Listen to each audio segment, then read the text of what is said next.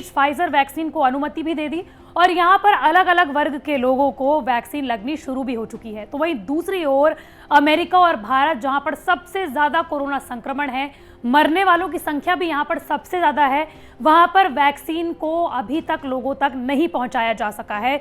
इसका मतलब ये हुआ कि वैक्सीन को अभी तक यहाँ पर अनुमति नहीं दी गई है। लेकिन इस बीच फूड्स एंड ड्रग्स एडमिनिस्ट्रेशन, जो कि अमेरिका में दवा और वैक्सीन को अनुमति देता है, वो फाइजर और मॉडर्ना वैक्सीन को अनुमति देने के बेहद करीब आ पहुंचा है।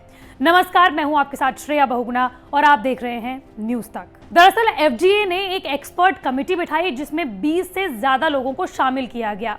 साथ ही इन लोगों को तकरीबन जितनी अलग अलग वैक्सीन हैं जिन्होंने इमरजेंसी अप्रूवल के लिए आवेदन भरा था, उनको स्टडी करने के लिए कहा था, जिसमें ये बात सामने आई है कि 17 एक्सपर्ट्स ने फाइजर और मॉडर्ना वैक्सीन को अप्रूव करने की बात कही है, जिसमें 4 ऐसे एक्सपर्ट्स थे जिन्होंने इन तमाम डेटा को देखने के बाद भी वैक्सीन को अप्रूव ना करने की बात कही।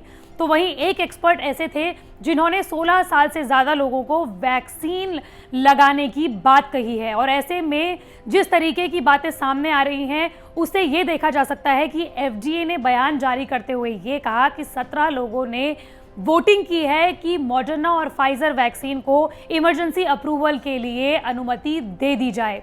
तो इसी बीच फाइजर के जो प्रमुख हैं, उन्होंने भी बड़ा बयान जारी करते हुए कहा कि एफडीए के वैक्सीन एडवाइजर्स ने इमरजेंसी इस्तेमाल की सिफारिश के पक्ष में मतदान किया है। इस बात की हमें खुशी है। यूनाइटेड किंगडम के अलावा बहरीन, सऊदी अरब और कनाडा ने भी फाइजर को अपने यहाँ इमरजेंसी अप्रूवल दे दिया है और ब्रिटेन के बाद अब इन देशों में भी वैक्सीन लगना शुरू हो जाएगी। हालांकि अमेरिका में कब तक अनुमति मिल जाएगी और कब तक लोगों तक ये वैक्सीन पहुंच जाएगी, इस पर न्यूयॉर्क टाइम्स ने कहा है कि एफडीए ने जिस तरीके के संकेत फाइजर वैक्सीन को लेकर दिए हैं वो काफ़ी सुखद है और ऐसे में कोरोना के प्रसार को रोकने में मदद भी मिलेगी। आपको ये बता दें कि न्यूयॉर्क टाइम्स के मुताबिक अगले कुछ दिनों में आधिकारिक जितनी भी प्रोसेस होती हैं उनको कंप्लीट कर लिया जाएगा और लगभग 1 या 2 या 3 दिनों में वैक्सीन को अप्रूवल मिल जाएगा और उसके कुछ ही हफ्तों में या फिर 1 हफ्ते के अंदर अंदर वैक्सीन लोगों तक पहुंचना भी शुरू हो जाएगी। आज हम आपको अमेरिका की त्रासदियों के बारे में बताएंगे।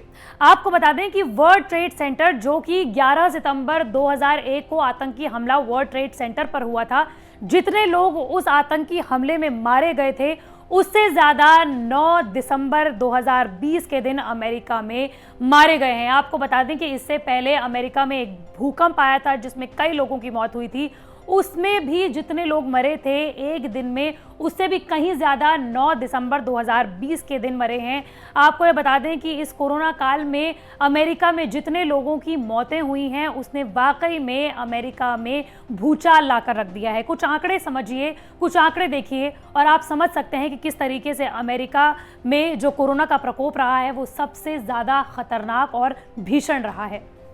अमेरिका में अब तक 3 लाख लोगों की कोरोना महामारी की वजह से जान जा चुकी है। 11 सितंबर 2001 को हुए हमले में एक दिन में जितने लोग मारे गए थे, कोरोना ने उससे ज्यादा लोगों की जान ले ली है। दरअसल अमेरिका में कोरोना वायरस संक्रमण से एक दिन में 3000 से ज्यादा मौतें हो चुकी हैं। कोविड ट्रैकिंग प्रोजेक्ट के मुताबिक अमेरिका में बुधवार को 3000 से ज्यादा लोगों की संक्रमण से मौत हो गई, जो अब तक की एक दिन में सबसे ज्यादा मौतें हैं। 11 सितंबर को वर्ल्ड ट्रेड सेंटर पर अलकायदा के आतंकी हमले में 2977 लोग मारे गए थे। यही नहीं, इससे पहले अमेरिका के सैन फ्रांसिस्को में 1906 में जो भूकंप आया था उसमें तकरीबन 3000 लोगों की मौत हुई थी। लेकिन अमेरिका में 9 नवंबर को उससे भी ज्यादा लोगों की मौत हो चुकी है। अमेरिका में अब तक 1.6 करोड़ लोग कोरोना पॉजिटिव पाए गए हैं, जिसमें 92 लाख से ज्यादा लोग ठीक हो चुके हैं, लेकिन लाखों लोगों की अब तक जान जा चुकी है। लेकिन इस बीच अमेरिका के लिए अच्छी बात यह है कि मॉडर्ना और फाइजर एक ही तकनीक से बनाए गए हैं और ऐसे में एफडीए के अधिकारियों का कहना है कि अगर फाइजर को मंजूरी मिल जाती है तो मॉडर्ना वैक्सीन को भी मंजूरी मिल सकती है और ऐसे में अमेरिका को एक नहीं बल्कि 2 वैक्सीन एक साथ मिल सकती हैं। हालांकि फाइजर का जो डेटा अमेरिका को दिया गया है और अगर एफडीए उसे अप्रूव कर देता है तो भारत के लिए भी अच्छे संकेत होंगे। और इसके साथ साथ ब्रिटेन में अगर सीरम इंस्टीट्यूट ऑफ इंडिया, जिसका ह्यूमन ट्रायल भारत में करा चुका है, यानी कि कोविशील्ड वैक्सीन। अगर वहां पर इमरजेंसी अप्रूवल मिल जाता है ब्रिटेन में, तो भारत में भी इसे इमरजेंसी अप्रूवल मिल जाएगा और ऐसे में भारत को भी दो ऐसी वैक्सीन इमरजेंसी अप्रूवल के लिए पास हो सकती हैं अगर अमेरिका और ब्रिटेन में इन 2 वैक्सीन को पास कर दिया जाता है। मंडे टू फ्राइडे में इसी तरह की वीडियो आप तक लाती रहूंगी। अगर आप भी किसी टॉपिक के बारे में जानना चाहते हैं तो कमेंट बॉक्स पर जरूर बताएं।